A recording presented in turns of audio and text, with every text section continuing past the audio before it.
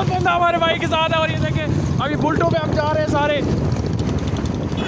और कुछ लाया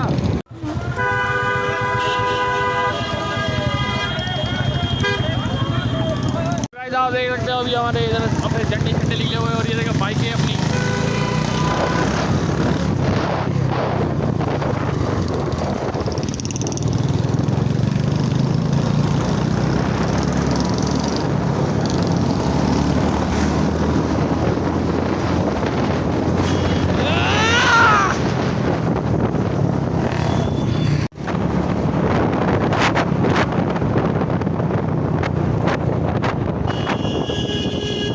ब्रेकें नहीं हो इसकी। जिंदाबाद जिंदाबाद। रुकना नहीं था।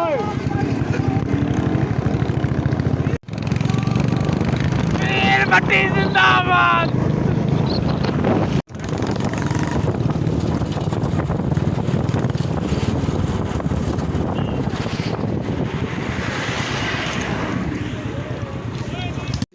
गाइस अभी हम यहाँ पे पहुँच चुके हैं।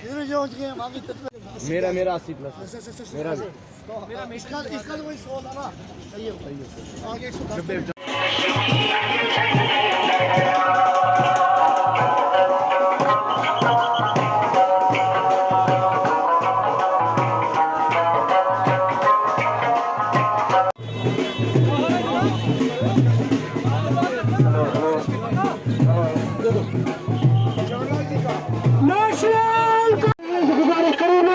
जैसे हमारी सरकार आते हैं तो मैं गुजारिश करूँगा तो हमारे सहयोग के मुताबिक हम कहते हैं कि पटेल को टूरिज्म में लाया जाए और पटेल में टूरिज्म के साथ बैठक की जाए।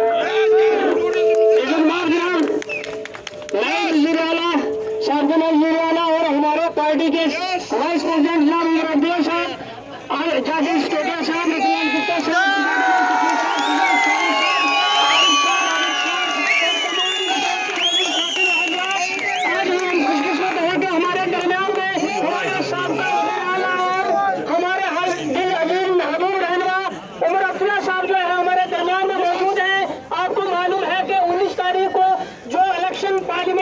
असेंबली का होने जा रहा है। उस सिलसिले में उमर साहब जो है वो आए हुए हैं। ये चिन्हाब का 3 दिन का इनका दौरा है और रोड शो हो रहे हैं। तो मैं आप शामिल कहा, आप लोग ने हमेशा सेकुलर जमातों का साथ दिया है, पहले भी दिया है और आने वाले दौर में भी साथ देना है। उस सिलसिले में चूंकि अभी आगे भी प्रोग्राम में आपके दरमियान में हाल न होते हुए अपने पैगाम दिया था यहाँ की पूरी चिनाब खिते की आवाम को। और आज उसी सिलसिले में जो है उमर साहब आ रहे हैं। जनाब उमर साहब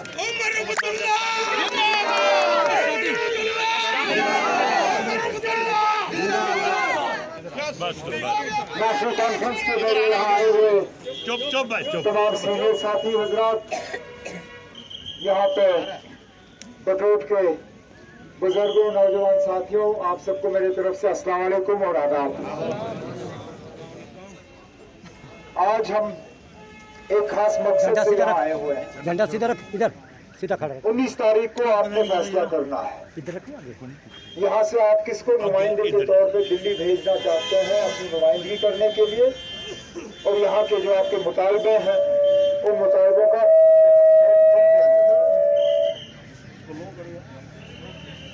2019 के बाद आप लोगों की जिंदगी बेहतर हुई, तरक्की आई, रोजगार आया, मायूसी हट गई और अंधेरे से आपको उजाले की तरफ लिया गया। लेकिन जब हम जमीनी सतह पे आते हैं और लोगों से मुलाकात करते हैं और देखने की कोशिश करते हैं कि वाकई 5 अगस्त 2019 के बाद क्या बदला, कितनी तब्दीली आई, कितनी बेहतरी आई, तो कुछ नजर नहीं आता। कहने के लिए तो ये लोग कहते हैं कि अब रोशनी है, उजाला है, खुशी है, तरक्की है, विकास है। मैं जहां जाता हूं मैं विकास को ढूंढने की कोशिश करता हूं, मुझे बाकी सारे मिल जाते हैं उन्हें विकास नाम का शख्स जो है वो नहीं मिलता, नहीं मिलता। और ढूंढ ढूंढ के मैं कि कहीं किसी कोने से मुझे विकास मिले, मैं विकास से हाथ मिलाऊं, मैं विकास को कहूं कि बहुत बहुत शुक्रिया आप जम्मू कश्मीर आए, लेकिन वो विकास नहीं मिलता। ये दूर दराज पहाड़ी इलाके जब से बीजेपी की हुकूमत आई दिल्ली में, और खासकर 2014-15 जब हमारी हुकूमत थी, उसके बाद इन इलाकों को पूरी तरह से नजरअंदाज किया गया। टनल बना, लेकिन टनल के बनने के नतीजे में जो इन इलाकों को परेशानी का सामना करना पड़ा, उनका किसी ने इलाज नहीं सोचा। बटौत को बाईपास किया, यहां की जो इकोनॉमी है उसको तहस नहस की, और ये नहीं सोचा कि यहां के लोग गुजारा किस तरह करेंगे। हम अक्सर बेशतर जब दिल्ली के बड़े बड़े लीडरों की तकरीरें सुनते हैं तो कहते हैं कि बहुत इन्वेस्टमेंट आ रहा है, पैसा आ रहा है, नए कारखाने खुल रहे हैं।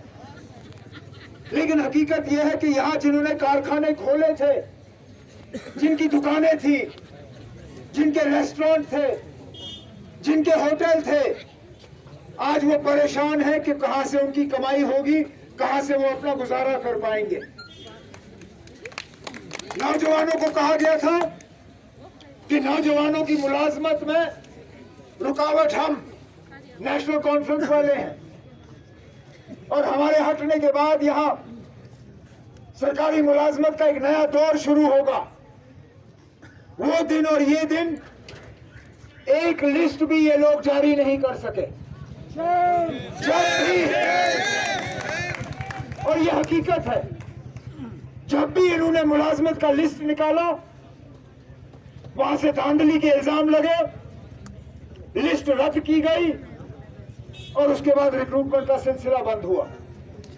कितने सारे हमारे नौजवान हैं जिन्होंने मेहनत की, इम्तिहान पास किए, इंटरव्यू दिए, अपनी मेहनत के नतीजे पे वो लिस्टों में आए। जब लिस्ट रद्द हुए, आज वो ओवर एज है, आज वो सरकारी मुलाजमत के काबिल या लायक भी नहीं रहे। अब कहां जाएंगे वो? कौन देगा उनको इंसाफ?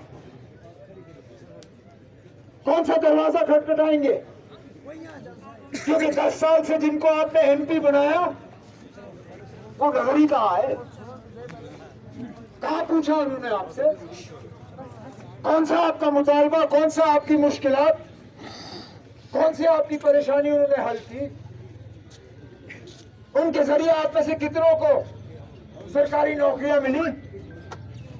हकीकत यह है, खासकर 5 अगस्त 2019 के बाद जब हमारा खुसूसी दर्जा हमसे छीना गया, हम उसकी बात क्यों करते हैं? क्योंकि हमारा मुकद्दर उससे जुड़ा हुआ था, हमारा मुस्तकबिल उससे जुड़ा हुआ था।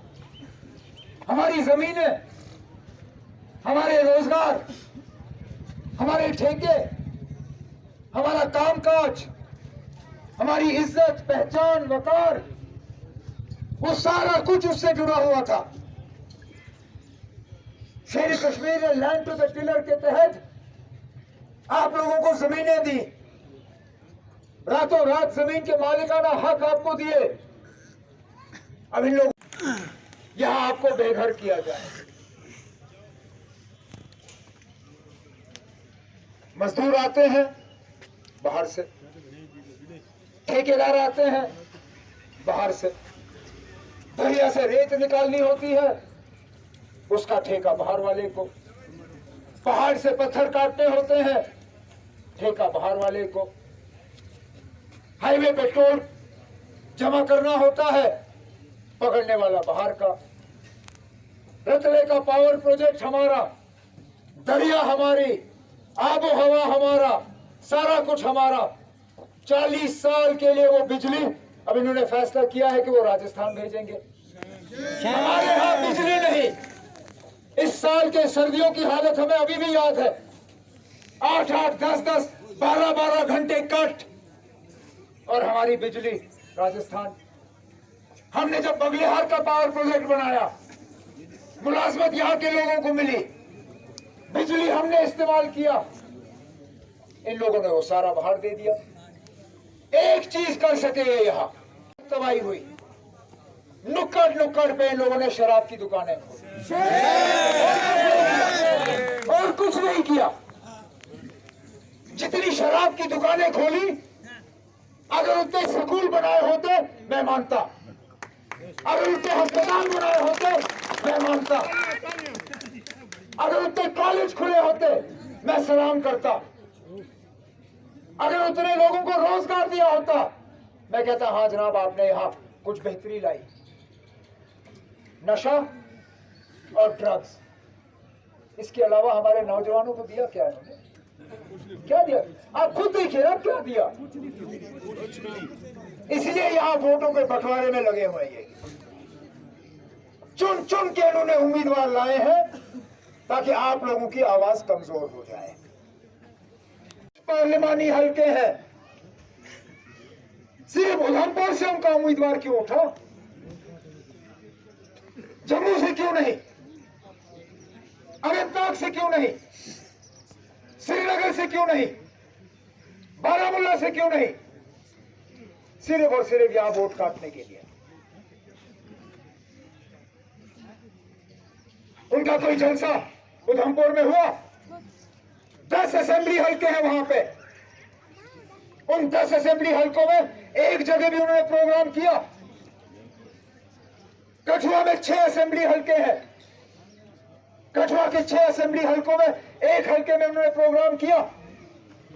अरे ना, यहां तक के रामबन में भी उन्होंने प्रोग्राम नहीं किया। नहीं किया रामबन में। अब ये सोचने लायक बात है। जो इलेक्शन जीतने के लिए निकलता है, क्या वो कोई इलाका छोड़ता है? मुझे बारामूला से इलेक्शन लड़ना है ना, आपको क्या लगता है मैं 3 असेंबली हल्कों में जाके तकरीर करूंगा बाकी छोड़ दूंगा? एक एक असेंबली हल्के में मुझे कितनी बार जाके वहां लोगों को मेरे हक में वोट डालने के लिए तैयार करना होगा। अब अगर ये लोग बाकी जगहों में नहीं गए, उसका सीधा सीधा मतलब यह है कि वो खुद जीतने के लिए नहीं लड़ रहे हैं, वो बीजेपी को जितवाने के लिए लड़ रहे हैं।